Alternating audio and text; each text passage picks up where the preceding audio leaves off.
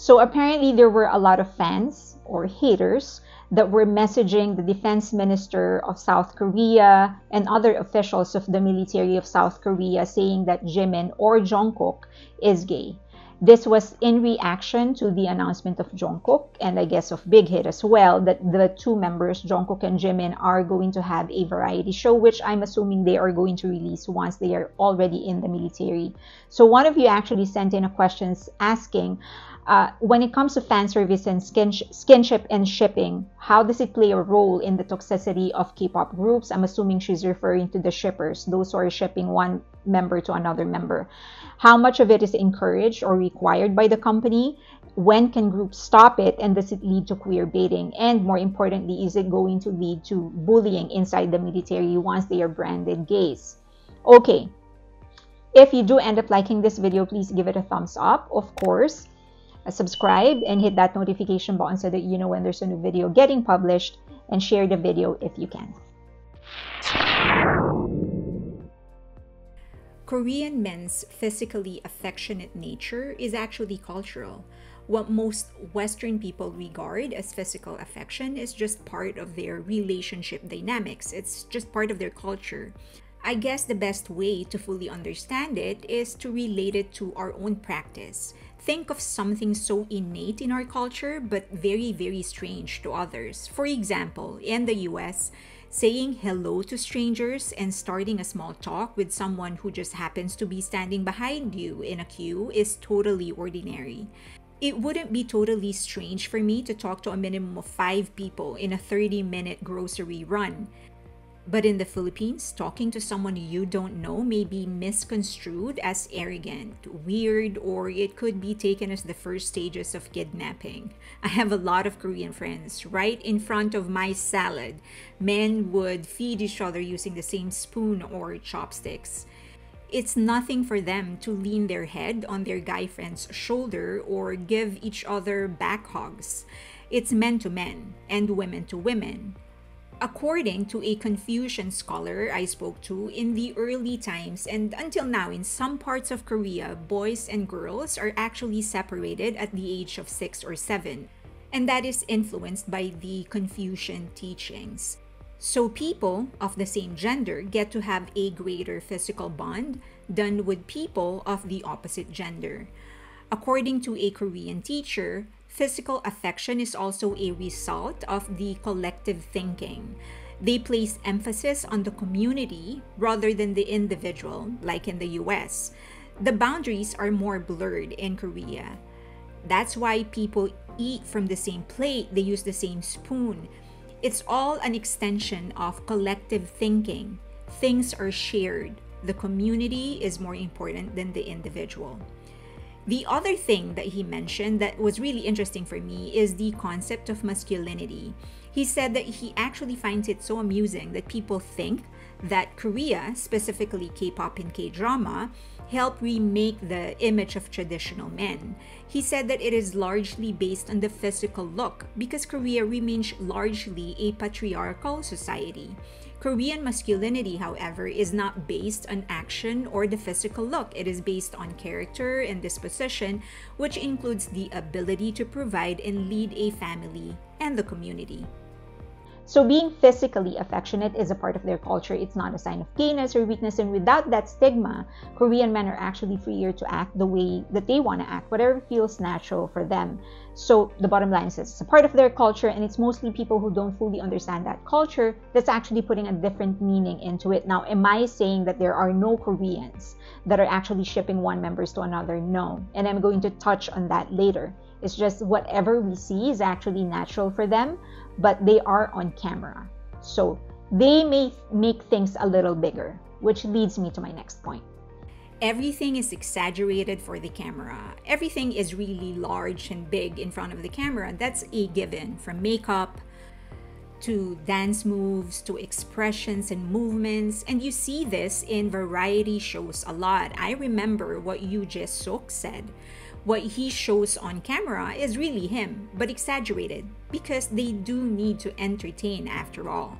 So are they exaggerating the physical affection? Unfortunately, only they can answer that. I can only speculate based on what I see.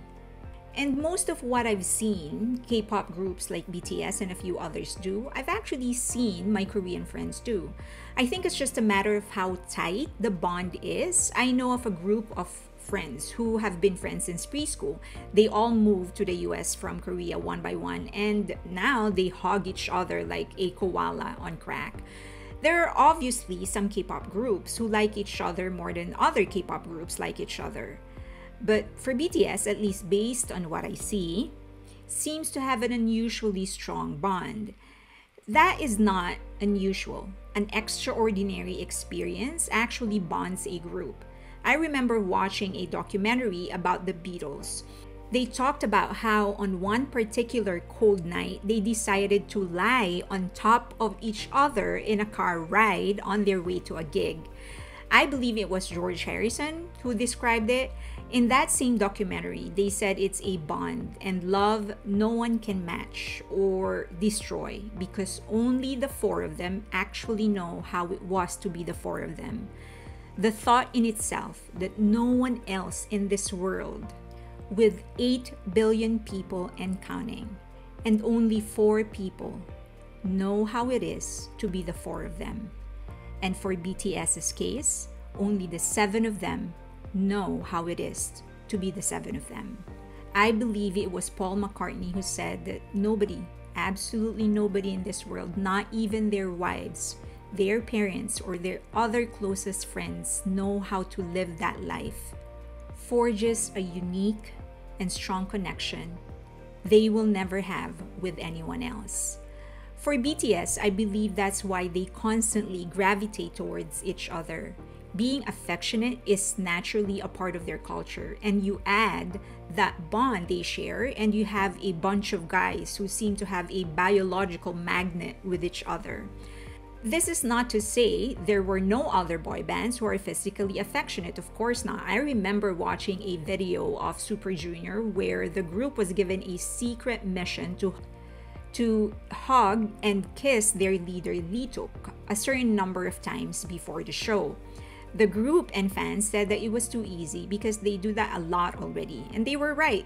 Lituk never budged, never suspected a thing, and the mission was done in less than 30 minutes. Lituk did complain that the mission was too easy when he learned of it. But again, I don't know for sure because I'm not one of them. This is just based on what I see. What you see versus what is real. One thing to observe is that most of the shippers don't see anything beyond what we all see. It's the interpretation that sets them apart. So if I see boy band members hugging each other, because I'm so used to it and I kind of understand their culture, then I just interpret that as either an ordinary thing for them or an attempt to give or get comfort. A shipper will put 10 other hugging videos of their other members and compare the head tilts, how long the hug is, etc., just to prove that it's their favorite ship who's actually the real one and not the other one. A member could casually mention going out to eat with one of the members, and shippers will pull 10 other instances when it was their favorite member that actually went out with this other member just to prove that it's their ship that's real. In other words, artists can sigh and shippers are going to interpret that to fit their own narratives. They're going to use that to feed their own fantasy. There's absolutely nothing an artist or anybody can do to sway a shipper away from the ship that they are supporting. An artist can actually flat out deny any kind of romantic connection, and the shipper is just going to insist it's actually the agency that's forcing their bias to say that, or their bias is actually being considerate of other fans. What is adding to the toxicity of the shippers is not the skinship, it's actually their brains. It's in their heads. So unless you are able to pluck it out of their skulls, then it's just going to remain that way. There's absolutely nothing you can do.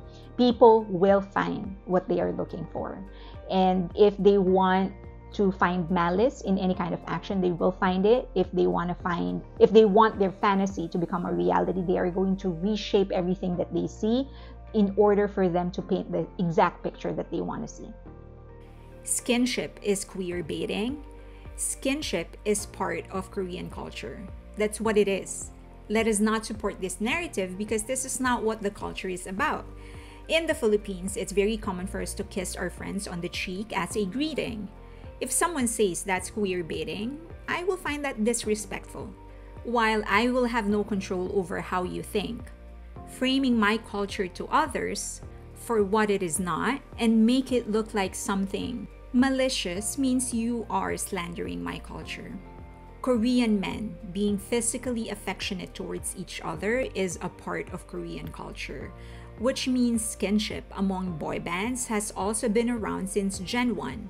Shina, a first-gen boy band, is a master of skinship. Those guys even kiss each other on the lips more often than some people shower. They existed at a time when queers didn't even conceptually exist in South Korea's mainstream society. So they were definitely not dating queers. So, should K-pop groups stop it so as not to feed into the toxicity of many shippers? But why will they stop something that's a part of their culture to cater to other people? Besides, the world needs a hug, and they are showing that it's okay to give and receive hugs. We need to be more affectionate, show our love and appreciation harder and better. In my opinion, they are helping the world see how beautiful that is. What we need is to stop putting malice on what other people do. We need to stop thinking people are supposed to cater to our sensitivities and our culture and our desires. Koreans, like many other countries, have a beautiful and unique culture. They have their own sensitivities and traditions. Their entertainment industry is built on that, and we need to respect that. If they will stop it, it should be as a result of the natural evolution of their culture, not because they don't want to seem like they are doing something wrong. Is their agency forcing them to do skinship or fan service? The most honest answer is that I don't know, because I'm not from their agency. I'm not a K-pop insider. But my fundamental struggle with that question is that it assumes that the members may be forced into doing something that they don't want to do. And I have way too much respect for their character, their intellect, and their dignity for me to believe that they will do something that may remotely deceive armies into believing something that they are not. I have this feeling that they treat or see armies as partners rather than just fans in their craft. So the kind of respect and love that they have for themselves and the members in this aspect of their life, in their career, is the kind of love and respect that they have for armies. And you don't do that to somebody. You don't fool or deceive somebody that you respect and you love. So I think we've seen, and they have tried to show us just how honest and spontaneous they are in their communication with us. And that's why haters are hating on them, criticizing them for being so honest and spontaneous. But I think it's because they have gotten to that level of spontaneity. They have gotten so comfortable with armies that they can just do all of these things that you wouldn't normally see a celebrity do. It's because I think they want to be honest and they want to be sincere and they want to be as real as possible to armies. I hope that made sense. Okay, I don't specifically hate shippers, primarily because I don't come across them a lot. In the few times that I do come across their content, I just browse through it. I don't really read it. But if for whatever reason I do end up reading it, more than getting annoyed or whatever, I'm actually amused. I see and realize just how powerful the brain is, how powerful the imagination is, that people are able to reshape everything in order to fit their narrative, in order to swim in the fantasy that they have formed for themselves. And I realize that if we want, we can believe in the impossible. That's honestly how I feel whenever I come across their content. So I don't hate them because I don't really encounter them a lot. I guess that's the bottom line. I have a theory about the shippers though.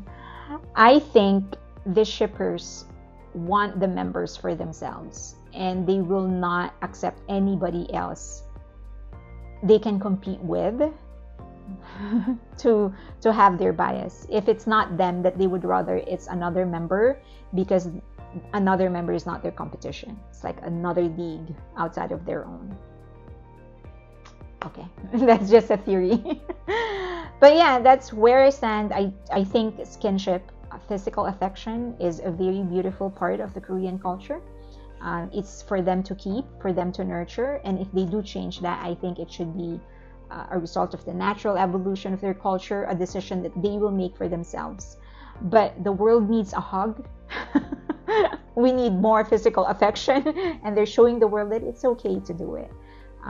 That masculinity isn't fully reliant in being a macho, right? So I love that part of their culture, and I hope that they continue nurturing it. And I hope we as fans, because we are supporters of K-pop and K-dramas or whatever, then we try to explain that to other people instead of feeding into their fantasy. We explain that this is just a part of their culture. All right, would love to know how you think. Please leave them in the comment section below. I am very, very excited to the travel show of the two members of the maknae line, Jungkook and Jimin, and I'm very excited for all the contents that they're going to release while they're in the military. I do hope that they will serve their country well, that they will stay healthy, and that they will gain a lot of experience and knowledge in the military. All right. If you like this video, please give it a thumbs up, and of course, subscribe and hit that notification button so that you know when there's a new video getting published. And of course, share the video if you can. Thank you so much. Follow me on Twitter. I've already officially changed it to Asian EAC, so please follow that, and everything personal will be kept on my Instagram. Thank you. Appreciate you.